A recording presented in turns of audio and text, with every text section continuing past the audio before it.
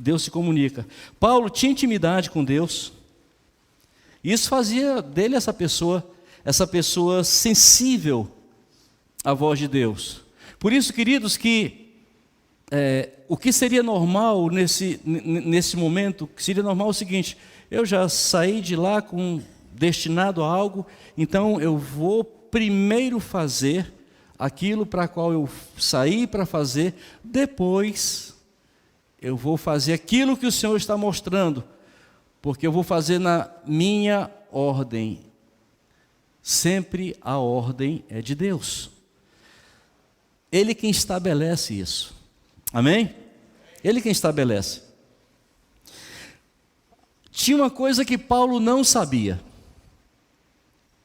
Paulo tinha intimidade com Deus, estava fazendo a coisa certa, indo pregar o Evangelho, um homem de oração, um homem movido plenamente pela fé, mas ele não sabia de uma coisa: ele não sabia que tinha um grupo de mulheres orando. Ele não sabia disso, que tinha um grupo de mulheres orando.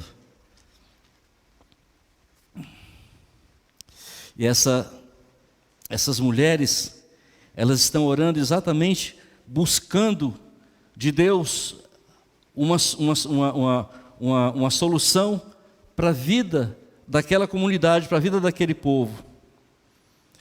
Sabe, queridos, quando nós falamos isso, nós não podíamos passar por aqui sem falar mais uma vez a importância de nós orarmos, a importância de direcionarmos nossas orações, a importância, queridos, de... isso é algo tão importante que Jesus deixou um esboço muito claro quando Ele ensinou a oração do Pai Nosso. Então aquilo é um esboço para que a gente possa estar seguindo. Então a primeira coisa, quando Ele diz: Pai Nosso que estás no céu, santificado seja o teu nome, isso é adoração, reconhecer quem Ele é. Alô? Sabe, e na oração nós temos algumas coisas que precisam passar pela oração, porque a oração, já falei aqui algumas vezes, a oração não se trata apenas de uma lista de pedidos, uma lista de necessidades. Não é apenas isso, não é apenas eu quero, eu preciso. Sabe, querido, se tem uma coisa que o pai gosta, é de se relacionar com o filho. Mas a relação do pai com o filho não se limita apenas em o pai dar coisas para o filho. Então, quando oramos, nós precisamos reconhecer quem Deus é. Pai nosso que estás nos céus, Ele é Pai. Ele é santo. Santificado seja o teu nome. Então, depois que você tem esse tempo declarando quem Ele é que você diz: venha o teu reino, estabelece o teu reino e faça-se a tua vontade. De que forma? Na terra como no céu. Alô? Na terra como no céu. Aí começa: o pão nosso de cada dia nos dá hoje, e vai. Sabe, queridos, então existe uma liturgia. Mas tem que ser assim, é? Não é que tem que ser assim. É que é tão importante que Deus deixou, Jesus deixou esse modelo. Não é meramente algo repetitivo para... Não, é um modelo que Ele deixou. E quando fordes orar, orareis assim. Alô? Então aí nós vamos ter um tempo de gratidão a Deus, um tempo de adoração, entrando na intercessão e súplica, seguindo por propósitos, ou seja, orações direcionadas, coisas que essas mulheres faziam. Elas oravam a Deus, elas diziam o que precisavam que acontecesse. Aleluia. Mas sabe, quando você direciona orações específicas, não de forma direta, mas depois de um tempo de oração, de relacionamento, de intimidade com Deus, então você começa a falar de forma diretiva. Nós vamos ver lá em Tiago 5:17 e 18, que Elias era homem sujeito às mesmas paixões que nós, e orando pediu que não chovesse por 3 anos e 6 meses, não choveu sobre a terra. E orou outra vez, e o céu deu chuva, e a terra produziu seu fruto. Elias estava passando uma situação extremamente delicada, ali diante de tanta idolatria, diante de tanta dureza. E aí Elias fala o seguinte, ele ora a Deus e diz: Senhor, fecha os céus. E por causa da palavra de um homem, os céus se fecharam.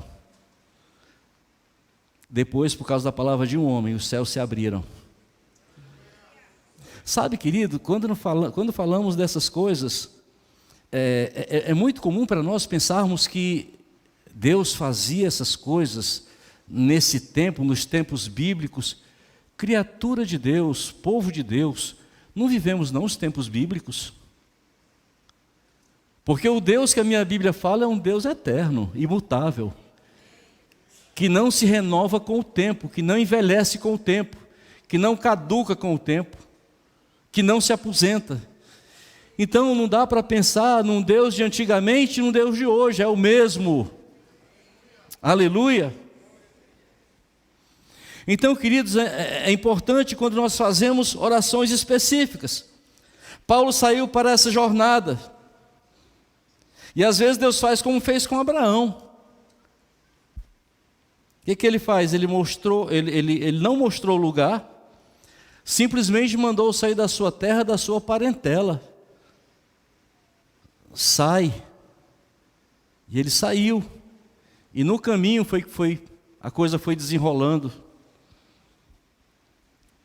E Paulo não tinha esse conhecimento de que um grupo de mulheres estavam orando na Macedônia. Então essas mulheres chegam a um rio estreito chamado Gangites. Como sempre faziam, elas se sentam à margem do rio para orar a Deus. E aí os irmãos já sabem o que é que Deus fez. O Senhor faz com que o grupo de Paulo atravesse toda a Ásia Menor, cruze o mar Egeu e vá em direção às margens desse pequeno rio. Dá para pegar aí o que ele fez? Por conta dessas mulheres,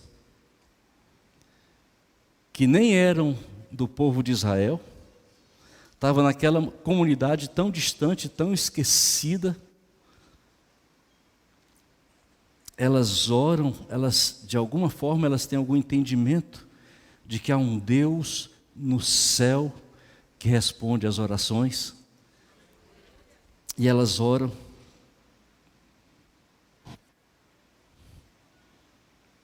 E a oração dessas mulheres acessam o trono de Deus. E Deus coloca Paulo no processo. Paulo e a sua comitiva no processo. Então as orações dessas mulheres movem a mão de Deus. Aí nós vamos ver Paulo tendo essa visão, lá no versículo 9. E teve essa visão. E Deus tem várias formas, queridos, de revelar. Deus tem várias formas de mostrar a sua vontade. Pode ser sonho, visão, uma palavra profética, uma palavra audível, uma palavra no coração. Pode ser uma palavra, uma porta aberta, pode ser uma porta fechada. Pode ser um sim, pode ser um não. É Deus quem sabe como mostrar, como fazer, como falar. Deus conhece o nosso coração e sabe exatamente a comunicação que nós precisamos para que venhamos entender. Aleluia! Nós vamos ver que a Moisés, Deus falou numa sarça ardente. A Davi, Deus levanta um profeta, o profeta Samuel, para ir à casa de Jessé para ungir um rei. O menino nem fazia ideia.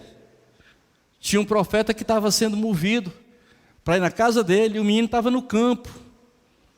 Porque é assim que Deus faz. Gideão está malhando o trigo no lagar, quando aparece um anjo.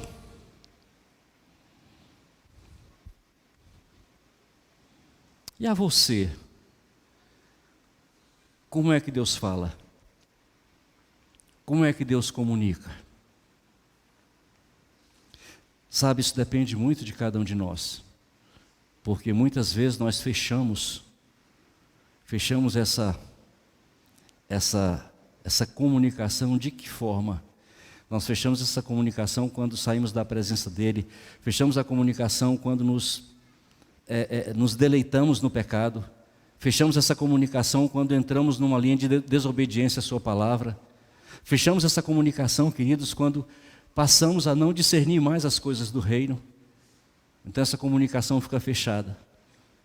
Uma certa vez, o Billy Graham falou a seguinte coisa, que se o Espírito Santo se ausentar da igreja, talvez 90% das igrejas não vão perceber. Por que não percebe? Não percebe porque essas igrejas elas são tocadas a partir de programas, elas são tocadas a partir de eventos, elas são movidas por coisas, sempre tem que estar inventando uma coisa. Quem sabe a semana toda vamos estar fazendo campanhas, né? Quinta-feira é o dia da família, então se tem quinta-feira é aqui, é o dia, quinta-feira. Então a gente começa a fazer a agenda de Deus, de que Deus vai fazer, a gente esquece que Deus é Deus, Ele faz, a agenda é dele, não nossa. Sabe, queridos, então acontece muito esse tipo de coisa. Daí Billy Graham ele fala isso, se o Espírito Santo se ausentasse da igreja, por que não perceberia? Porque não era movido pelo Espírito Santo. Nós não podemos abrir mão disso, queridos. O Espírito Santo é quem rege a nossa vida. Qualquer coisa pode cair por terra, mas a ação de Deus, não. O mover do Espírito Santo, não. Porque a igreja é dele. A igreja não é de homens, é para homens, mas a igreja é dele. É a misericórdia dele em ação aqui na terra, para nos alcançar, para nos falar, para nos comunicar, para nos mover, para agir em nossas vidas, sabe, para trazer paz, para trazer harmonia na nossa vida. É isso a vontade de Deus para nós. Aleluia. Então o que precisamos fazer, que está sintonizado, está em sintonia. Se estamos em sintonia, Ele vai falar.